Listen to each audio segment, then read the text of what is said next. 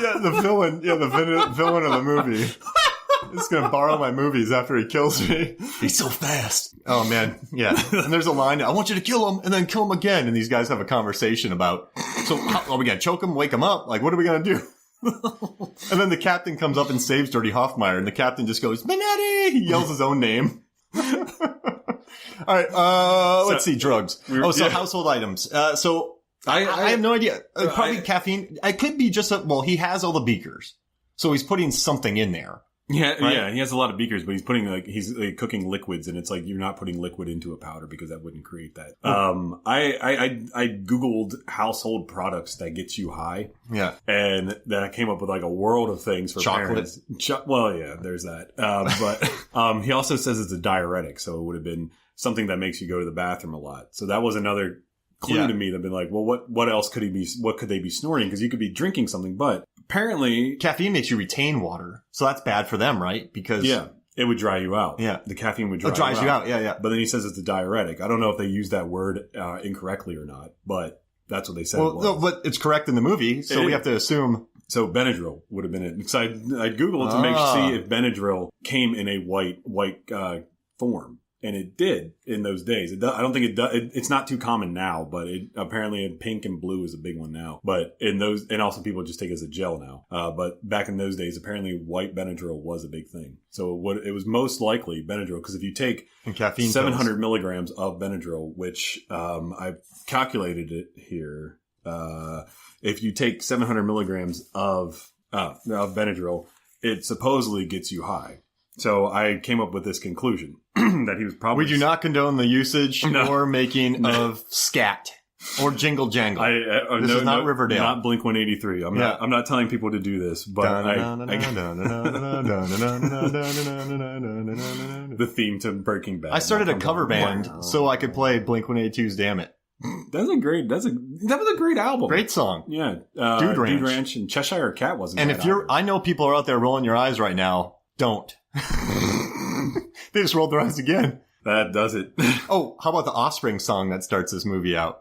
Oh, yeah. And Idle Hands had Offspring.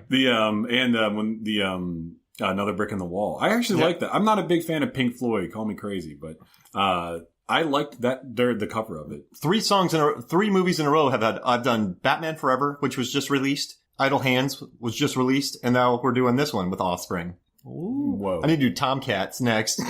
We can tie in Jake Busey. I'd love to do another 90s movie. We can tie in Jake Busey. Because he was in Frighteners. What about Bedazzled? Can we do that one too? Yeah, let's do Bedazzled. Dude, Elizabeth Hurley. Brendan Fraser. That's all I'm saying. It better not be you 90 minutes doing that. Oh, yeah. Creepy. All right, so we got Benadryl. 700 milligrams from what I read online apparently is what gets you high. If you crush that up in the pill form, there's 7, they come in 48 packs, so 25 milligrams a pop. So you could take that, crush it up. That would fit into roughly the size of a pen. Right. So he's mixing caffeine with Benadryl, and I think he's probably selling them between $5 to $10 because it's $7 for a 48 pack Benadryl. So that's most likely what he's doing is. Do you think he was taking a little bit of stuff out of Claritin, maybe? You know, Claritin, how you can take Claritin's way too expensive. I don't think he would have done that. A cheap knockoff? It wouldn't have been wouldn't have been a very smart economic move to do. Yeah, because for the money you got to buy. Because you never know when it comes to certain allergy medicines, they can knock you out. Because I took the cheap stuff for the allergies, as we all know from living in the South. If you're not from the South, or even if you are from the South, man, those allergies will kill you. Yeah, when that pollen starts going, come May, man, oh my god, it's like you're running through like a yellow. I feel like you're running through a bottle of Mountain Dew. You can literally see it. That's a great. Hey, well, looks like I'm using my next line. I'm quitting. Holy crap. Good night, everybody. Good night. See you later, Jensen. I'm getting in the jacuzzi. All right. So we're back on, we got, I got to tell you, I was thinking about this, and Josh Hartnett, he has a trilogy of, we talked about 30 Days a Night a little bit, and it's not that bad podcast, but 30 Days a Night, Halloween H2O, and this, I think are very solid horror films that have in the Rotten Tomato scores in the 50s. I think they're better than 50s. This movie's not a 53er. This is like a 68er for me, or 72. No, I think this is a very good movie. Why do you think people think it's It may not just been very well received. I mean, it gets a 6.5 on IMDb, which is like a D, I guess you would say. That's above average. That's like a C minus. The average is 6.1 on IMDb. So it's a little bit above average. 61% of Metacritic. Which is higher than Rotten Tomatoes. And you rarely see that. Yeah. You rarely see a Metacritic higher than a Rotten Tomatoes. Normally it's lower. So that's interesting. I don't know. Like, why would... I mean, like, I could see at the time, because when it was released on Christmas Day in 1998, I could see why people probably wouldn't have liked it, because they wouldn't be too hot to watch it. Yeah. But over the years, I mean, it would have... I would think that people would have liked this a little more. I mean, I don't see why people wouldn't like it. It's very good. I mean, well, of course, in the 90s, they were doing a lot of these, like, teenage horror films. And it got lumped in with them. Like, I Know What You Did Last... Like, so 96, right? 96 and 98. You got Scream 2, I Know What You Did Last Summer. And then almost Urban Legend. That's right. I forgot about it. And then you probably have Halloween H2O, Valentine's Day. I'm just saying in this general area. So maybe people saw it come out and they're like, what is this movie? It could have just got lumped up into it and then they were like, well, whatever. It got pushed to the side. And I guess this would have been, not even, I mean, it didn't really, I haven't looked up the numbers or anything, but I'm assuming that the movies that featured, really attractive women in horror films in the 90s, they did a lot better as opposed to this, who we didn't really have. I mean, we had Mary Beth, Jordana Brewster, which this is her first movie. She's gorgeous. This is supposed to be Charisma Carpenter, but she said it was too close to her character in Buffy. Huh? No kidding. Yeah, did not know that. But I mean, the good cast. I mean, solid cast, and but I think this movie's a little dark too. It's not the classic. Yeah, it's definitely slasher. Yeah, it's not very lighthearted. It's not a very well. There's one really great line from the dad. Which one? No more bopping the bishop. Yeah. And I mean, it's. there's an interesting article from AV Club, and it's kind of long, but I want to read this to you. So the writer says he's saying it's one of the most nihilistic horror movies of the 90s, and this guy wrote, "But there's a far darker reading of the film, one supported by the visual story Rodriguez is telling." A thread that cuts against the grain of the actual dialogue, undercutting and mocking the very words uttered by the characters. The conservative assessment, this is talking about the ending, misunderstands what the film is trying to do. It's not showing how trials and tribulations help misguided kids come to their senses and join the system. It's saying there is no outside the system to begin with. The entire structure of school and the kids within it, according to this interpretation, is destined to repeat over and over. The same cliques, prejudices, cruelties, and impersonal forces of pain that mistreat our protagonists so badly in the first place. These characters can't see beyond themselves far enough to realize that the world hasn't improved. They're just occupying different places in it. It's a borderline nihilistic message and a much more interesting one than a straightforward interpretation of events would offer. So the faculty works so well because it zigs where a zag is anticipated, because it belies the surface of its story with a far bleaker one underneath. And most of all, it just wants everyone to do some drugs. But that's interesting. Like, they were talking about the ending, how the goth girl becomes the normal girl, the football player becomes the student, the outcast becomes the football player, the nerd becomes the popular one. So the world hasn't changed around them. Robert Patrick is still yelling obscenities like the guy from Not Another Teen Movie. Kids are still getting their nuts rammed into flagpoles, which is terrifying. Terrifying. Yeah. So the world hasn't changed. Their disposition in it has. It's pretty interesting. But would it have changed, though, even though all this has happened? I mean, thinking about it in reality, would anything have really changed that drastically? No, but I like that ending, though. Like, it's not like the world changed. Like, it's just their positions in it. And at the end, when they're walking away, some kid's getting rammed against the flagpole. Yeah. I don't know. I think it's not Elijah Wood anymore. But I mean, it's kind of a bleak ending, though, that they're saying nothing has changed, but they have, but the world doesn't change. It's interesting.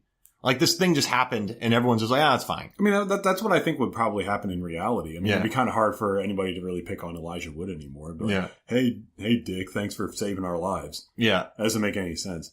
I don't think Jordana Brewster would all of a sudden start liking Elijah Wood, although there's kind of a cute, like, little thing at the end, a little cheeky. Yeah. I don't think Josh Hartnett would have become a football player. He probably still would have stayed with selling drugs. Well, Delilah, she was only with that football player because he was the football player. She said it. Right. And now she's with the popular guy who's getting tons of press. Ooh. Right? Yeah, so the characters really haven't. They haven't changed. She hasn't changed that much. Yeah. But everyone else. That's just an interpretation of it. No, that was a very good interpretation because that's exactly what happened. But it's like, she's now with him, who's the most popular guy. So is she going to leave him whenever they go off to college, or is she going to change? That's interesting. I didn't even think of that. I've never seen Brewster like that before. I'm used to her kind of being nice in the Fast and the Furious movies. But in this one, she's calling, there's some weird stuff they're saying to her. Like, there's some weird line. Like, she gets called tit bags. And I think someone said something about a blood fart. There's some interesting word. You didn't hear that? I didn't remember any of this. People say some weird stuff in this movie, and you're what is happening? We all have our own like little insults, but that's tit bags. What did you say? Bloody fart? Yeah. Yeah, that was it's one of those times where you're just sitting there, and Stokes calls her the tit bags. But then when I heard that line, I'm like, did they just say that? It's like Rookie of the Year. Did he just say that? But no, I mean, so I guess we have our main characters, right? We have Casey Connor. Get it? Terminator Connor. Whoa. Hey, did you know that? John Connor? Yeah, I noticed that with all the names were similar. Like Furlong, Mr. Furlong. Edward Furlong was the character. It was the name of the actor from Terminator 2. This actually leads to a question from Jay Cluett, who's been on this pod before. He's going to do an Airheads pod with us. He's done the I love that movie. Encino Man pod, and he did the Home Alone 1 and 2 one. Yeah, Jay's cool. So he wrote, as a teacher yourself, which staff member pre-alienification is the best educator? And it's got to be Furlong. That's exactly what I came up with too. Because Daniel Van Bargen, he's not reading anything. Like, he doesn't even know he's teaching the same thing twice. Famke Johnson is she's too like mousy to actually teach. No one gives her respect. But when it comes down to it, Jon Stewart's Edward Furlong, he likes his kids and he tries to teach them, right? Yeah, he's very playful with everyone, and obviously like he doesn't mind like maybe like a little bit of foul language. He's very, very open to everyone else coming in. I thought that probably originally it would have been John Tate, who was played by the guy that you just mentioned. I forget. Daniel Van Bargen? Yes. He was played by him. I would have thought that probably him originally, but then he's been so like weather beaten over the years that he's just like, obviously puts the whiskey into his coffee cup and he's like, all right, let's open our books to, and he's like, chapter 6? Yeah. The guy's like, actually, sir, we're on chapter 7. He's like, whatever. Shoot, I read chapter 6 last night. So he seems like he was probably a teacher back in like the 70s, and now he's just waiting for his retirement. Yeah, he's like, whatever. It's 25 years. Yeah, he's waiting for it, and then now it's just like, all right, cool, whatever, kids, I don't care. I think that he was probably like Professor Furlong. Yeah, back in the day, and then now. Got it. That's moved on. Salma Hayek's nurse, she comes to work sick, so she's dedicated, but she's not very smart. Well, I mean, she's a nurse. I mean, she's there for their health. She's not there to teach. Yeah, but is she getting them sick? Ooh. You go to the nurse and you get sick? An uncaring nurse. Yeah. Oh, wow. That sounds... She's either dedicated or not. You know what I mean? Yeah. And I have a question. Why did they slash the living daylights out of BB? So BB Newirth is in this movie as the principal, and we find out this is Ohio town where all the budget's slashed except for football, because in Ohio's huge in football. Oh, yeah. Columbus, seeing that stadium out there? Oh, my gosh. Yo. Crazy. I want to go to a Michigan-Ohio game. That'd be sick. 115,000 people, something like that. Whenever I was at Penn State, some of the more bigger games was Michigan and OSU. OSU, oh my gosh. You want to look up some serious stuff? Look up whenever Penn State beat OSU on their turf. It was like the first time in 30 years. You will see like the most bonkers thing. It was, I had graduated at the time and I was like, no, let's riot. Yeah.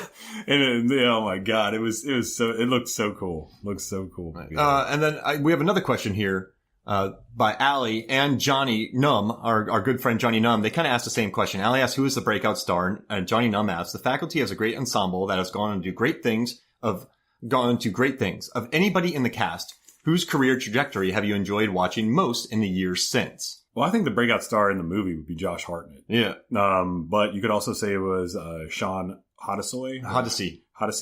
He has 70 credits to his name. Yeah, he works. As opposed to Josh Hartnett, who has 47. But everybody recognizes Josh Hartnett. Yeah. So it's like, who was the actual breakout star? I would say probably Josh Hartnett, because more people recognize him as opposed to the other guy. And Elijah Craig was already Elijah Wood was already a young actor who was popular. He had been churning out work. I originally wrote that down, but then I was like, oh wait, no, he's been known before. Yeah. he was already a child actor before this came out. I have enjoyed watching him throughout the years. He's in a movie called Grand Piano, which is a lot of fun. It's about him playing piano and John Cusack's a sniper. Sounds amazing. And Alex Winters from Bill and Ted's in it as like a guy. It's really good. And he's also he started doing documentaries. Nice. He did one on the dark web. Oh, really? It's really interesting. It's really intense. He's really good in this movie. And then also he did I Don't Feel at Home in This World Anymore, which is on Netflix. Very good movie. Elijah Wood. He's like this little martial artist who throws what are those stars that stick into people? No, I thought they were Throwing just called stars. stars. Yeah. So he throws those. He's a squirrely little guy in it, but he's good. But I guess for me it would be Hartnett because the dude's had a lot of up and downs. Like he had the massive Pearl